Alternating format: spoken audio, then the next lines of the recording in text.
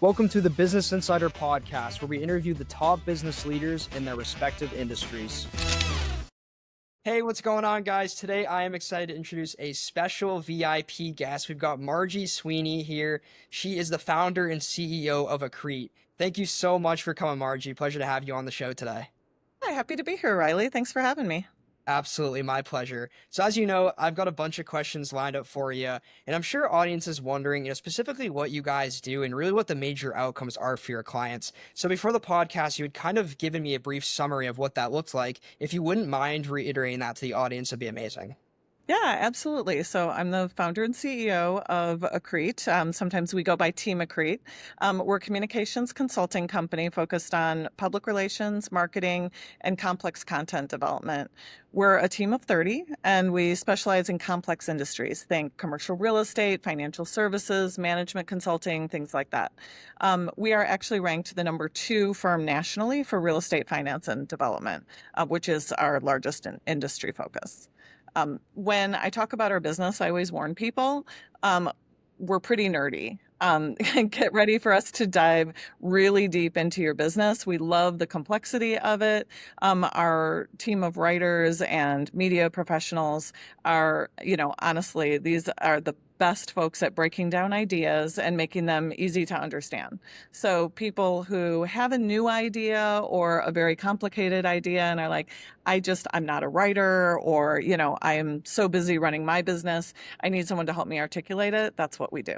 That's awesome. So if you're to define your superpower or the unique skill or insight that really sets you apart in your space, what would it be and how has it shaped your success?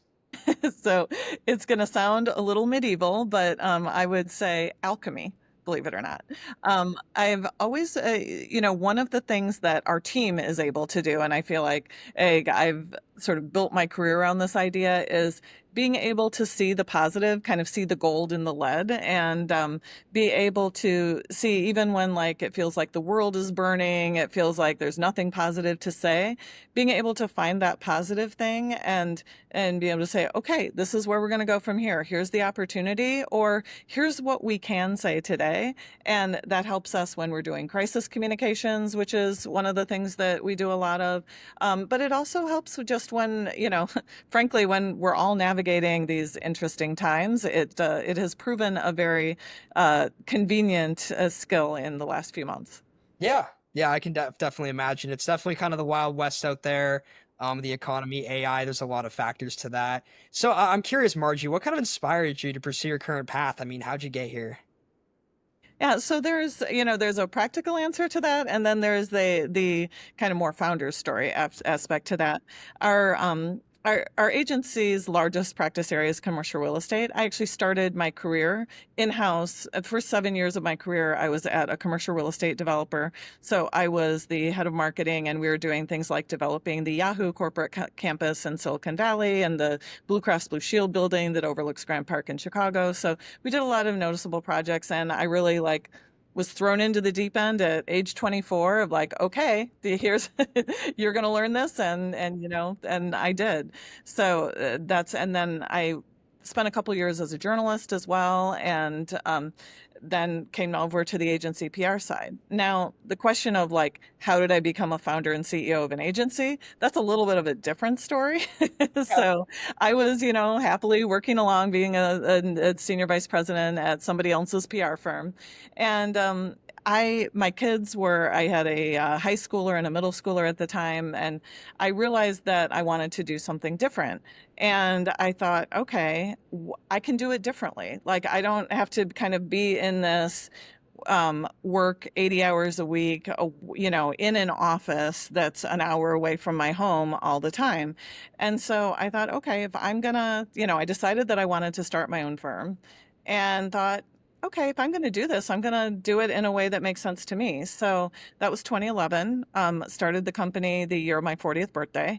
And then I thought, okay, the basic way that we're going to do this is we're going to work where and when it makes the most sense. And this was, kind of a revolutionary idea at the time. Now it just seems like common sense because we've had the pandemic, we've all worked through that. But the reality is you do have to like manage some things around that, right? Like Yeah. if everybody's just working where and when it makes the most sense for them, that's going to be total chaos and pandemonium, right? Like that is not a good way. We obviously work in some very buttoned up industries that have intense deadlines, that we make commitments. We need to have conference calls with people and to connect with media on the media cycle.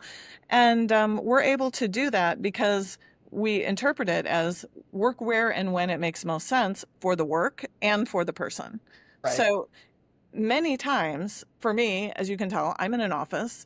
It makes sense for me to work in an office. I'm running the company. I want to connect with people. I need to be in the center of the city for a lot of the time. But there's also days when it makes sense for me to be closer to my home and my gym and whatever else I'm doing. So it's a day by day decision. And there are also times when we say, you know what, today it makes sense to have a team meeting. This is what makes sense at that point. So what it's allowed me to do, kind of the outcome, is I've been able to hire the best people who are the best writers, the best media pros in our industries who really thrive on the complex B2B content, regardless of where they live. So I have someone who moved out of Manhattan to raise her family in Florida. I have someone who lives in Northern California because she and her wife just absolutely love living where there's a million pine trees and, Yeah. it's like pretty as far out of the urban setting as you can be. She's a writer on my team, has worked for me for more than a decade. There's no reason she needs to be in Chicago where the company is based. Like it makes sense for her to be exactly where she is. So that has allowed me to get like absolutely amazing talent without trying to shoehorn their life in a way that, isn't honestly necessary. Yeah, I feel like more people need to take that approach. Like you're obviously giving your team members a lot of freedom and also creating a structure that works for everybody. And that is going to attract top talents. That's really awesome. You figured that out and having an amazing company because of that. I see people trying to that are and it makes my heart sing. I love it when I see particularly big companies that in the past have been kind of, cubicle farms, very traditional. I see them experimenting with hybrid models. The thing is you also have to have flexibility. If you say, okay, what makes sense, like working where and when you make sense, it makes sense for all of us to be together, let's say on like Tuesdays and Thursdays, you still have to have flexibility, right? If somebody wants to coach their kids' softball team on Thursday afternoons, like, what are you going to do? Fire a high performer because they can't be there on the day that you chose as your hybrid day? Like, you have to make sense. On the other hand, if someone says, I'm coaching a baseball team and I have to be doing that for half the day, 5 days a week, then you start to ask questions about how committed that Yeah, person really is to their professional role, right? right. Now, through your journey, Margie, how powerful has networking been to your success? And what would you recommend other entrepreneurs do to up their game? I mean, you really can't build a business without networking. Um, I think that for me, networking has meant being active in professional organizations, in the industries that I'm in. It has also meant connecting one-on-one with people a lot. I think that a misperception about networking is that it has to be like going and shaking a lot of hands at a big event and being like constantly out there, or that, I heard one person say, well, you can't network without, drinking till 2 in the morning. And much like I think there's this misconception that you have to work all day at a desk, you also don't have to, drive yourself insane staying out with people till all hours of the night to do professional networking. Like Right. there's a balance, and different people, some people love that and they thrive on it, and, more power to them. But other people are just absolutely make great connections by like having one-on-one Zoom calls or meeting people for coffee. And so for me, networking has been a combination of those things. Yeah. Like I love a good cocktail with the best of them, and sometimes that makes sense. I am part of a professional forum in my industry that we get together twice a year. It's an in-person at a conference. It's called the Marketing Communications Forum of the Urban Land Institute. I love seeing those people in person. I love the in-person networking that we do. Um, and I don't need, but when I meet somebody interesting, I say, let's have a one-on-one coffee and follow up. And that's how you build like relationships that last for, where you measure them in decades and keep, finding new ones as you go along. Yeah, I think that's one thing that young entrepreneurs are really missing in today's day and age, where it's like, I mean, I can speak for myself. It was definitely kind of hard coming out of COVID, and I think a lot of people my age can relate to that. Where I was still very young, and it definitely messed up a lot of people, and it's very hard for me when I became an entrepreneur to like really get out there, network, meet people. But I feel like a lot of entrepreneurs and influencers, like they're just kind of behind their phone and screens and really don't meet people, and that's kind of why a lot of them end up flopping because if their, for example, their info product stops selling, they haven't built a real service-based business to that can thrive, and yeah, they end up just falling flat on their face. And I think it's a Yeah. definitely a detrimental mistake that a lot of young people are making currently. You have to meet new people or your ideas will get stale. Because if you're just kind of cross-pollinating with the same people, no matter, even if you've built a healthy following as an influencer or things like that, if you're just talking to the same people, it's not going to feel fresh after a little while. So absolutely, not only from the financial aspect of making new connections, connecting with people who could fund your business in certain industries is much more important. But meeting new clients, but actually just having ideas to bring to people, Yeah. which no matter what kind of an entrepreneur you are, if you don't have something different and interesting and idea driven to offer, you're probably not going to thrive like you could otherwise. Yeah, 100%. Now, kind of switching gears here, I want to talk about AI for a second. So, obviously, everyone's talking about it. It's impacting so many industries. How is AI impacting your industry specifically, and are you guys utilizing it? Yeah, so we are embracing AI when it comes to researching, when it comes to becoming more efficient, recording a big part of the rigor of what we do is we interview people to understand their ideas so that we can articulate and amplify them. Getting AI transcripts of those and then breaking it down, everything like that. We use AI as a tool. And so it evolves so rapidly that we have an AI committee, we have an AI policy. We are a content shop, like we create content.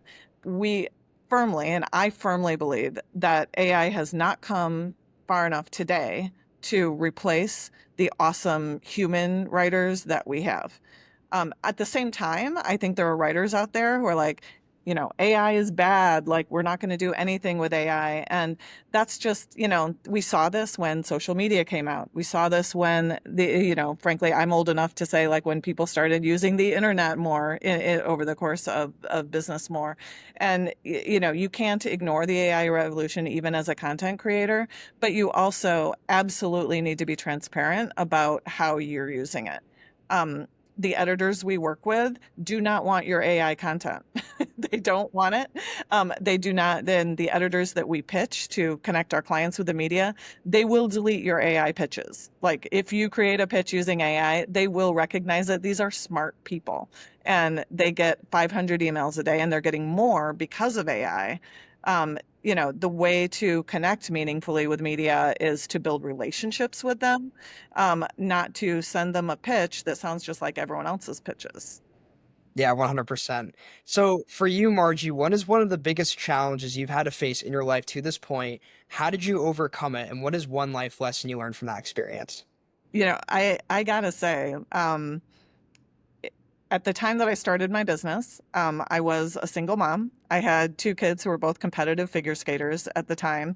I look back on that era and I'm not sure how. I think I might have stretched the time space continuum to make enough time in the day to do everything that I was doing.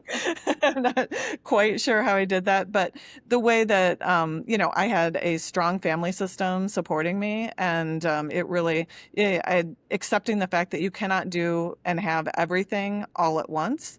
That there are multiple eras in your lifetime, and you have to think about what is the priority at this point in my life, what is important to me right now, and really sticking to that value system and that priority system is the way to, I think, to rise up to meet any challenge. And I was able to start a business and spend meaningful time with my kids, and financially thrive by prioritizing certain things Yeah. over others. Yeah, 100%. So, if you could go back 10 years ago and talk to yourself, what would you tell yourself to do differently? Interesting. So 10 years ago, my business was about 4 years old, and we were, I think, nearing the $1 million mark. So, there's different people grow businesses at different paces. I know people who've started PR firms and they have $1 million in revenue in their first year because they have a huge client that comes with them or whatever. I built Akrete organically, and we were very blessed that we had, great clients from the beginning, but not like $1 million clients. Like we built our team and our revenue sort of organically, one step by one step. And I think I would go back and say, protect yourself. Don't overinvest in things like Yeah. essentially, I think I would go back in time and tell my younger self, get paid.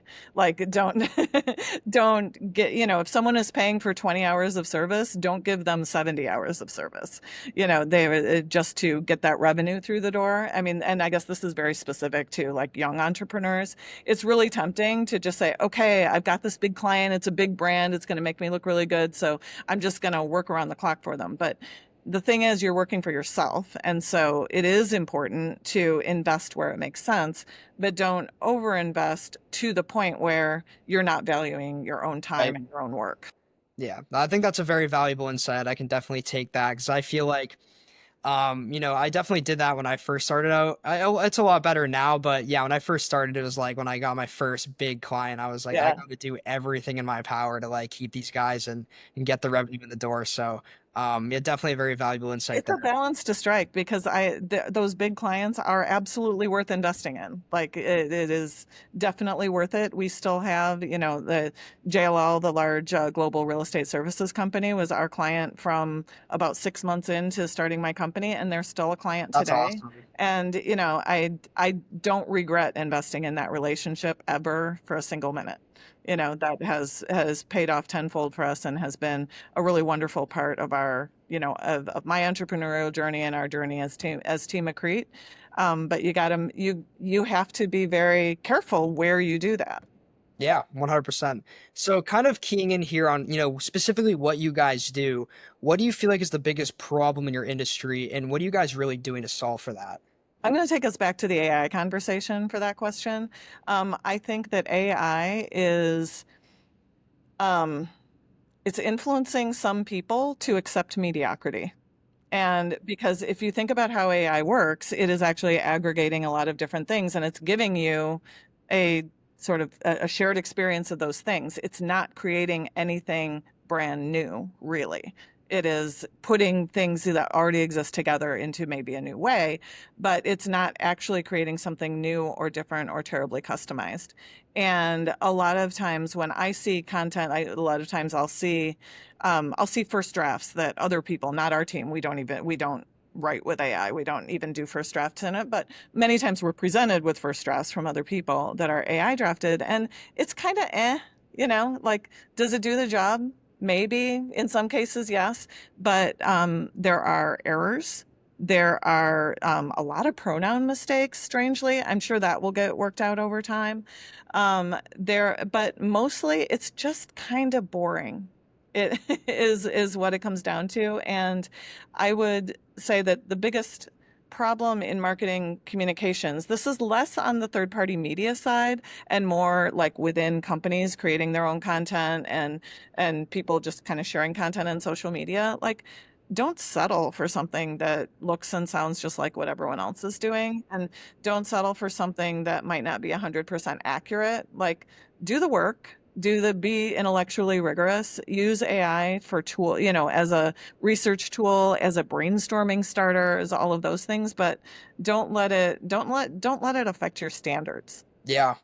Yeah, I definitely think that that distinction is very important. I do feel like there's a lot of different use cases for it, and I think on specifically the copy side, we don't really use AI for like the final copy. But what I will say is where it really shines is compiling data that used to take days, weeks, months. Voice agents are amazing as well. So I think there's a lot of different types of AI, and it's really important for people to decipher and kind of understand like what each AI does and not just say like overall I'm going to use AI for everything or I'm not going to use AI at all. Like there's a Yeah. lot of different types of AI. Honestly, like I will date myself here, but when people were first beginning to use search engines, they'd be like, well, I'm not going to use a search engine for that. and it was like a point of pride. And now that sounds insane. Like it Yeah, is like who would say that now? Yeah. no one would say that. And I think that that's what the people who are AI, that are kind of total AI blackout like doubters are gonna kind of feel a little silly in a few years to say, Yeah. "Oh my God, did I say that?" Yeah, absolutely. I see that too. So if you wanted the viewers to take one thing from this interview, or you can impart on one final thought or idea, what would that be? Yeah, I think going back to hybrid work, there is a myth out there that if you embrace hybrid work, that you will somehow be lowering your professional standards in some way, or that the productivity of your people may suffer. I would encourage everyone to turn that on its head and say, what is the right hybrid work structure for our company? It's not going to be the same, even as that direct competitor that you have that has exactly something that works for them. Your team is different than their team, and your clients are different than their Yeah. clients. So by finding the right hybrid work structure for your team and your industry and your clients, you will get better intellectual product. You will get better results. You will get happier people. You will have lower turnover, and you will save money. You will save time, and you'll be better at what you do. Yeah. So don't be afraid of hybrid work. Like, embrace it, but and embrace the journey, because it is a journey. And Margie, if any of our viewers, are interested in what you guys do and want to connect, collaborate, or even work with you guys, what would be the best way for them to get in contact with you? Yeah, you can reach out to us. You can reach out to me personally. It's Margy, Margy, at Akrete.com, Akrete with a K. And you can also find us as Team Akrete on all the socials. Awesome. Awesome. Well, guys, I'm going to link all of Margie's stuff in the description. So definitely go check out what she's up to. Her and her team are doing an amazing job for their clients. And again, Margie, thank you so much for coming on the podcast today. It was such a pleasure having you and, learning about what you do. Thank you. I love being on your podcast. Thank you. Thank you.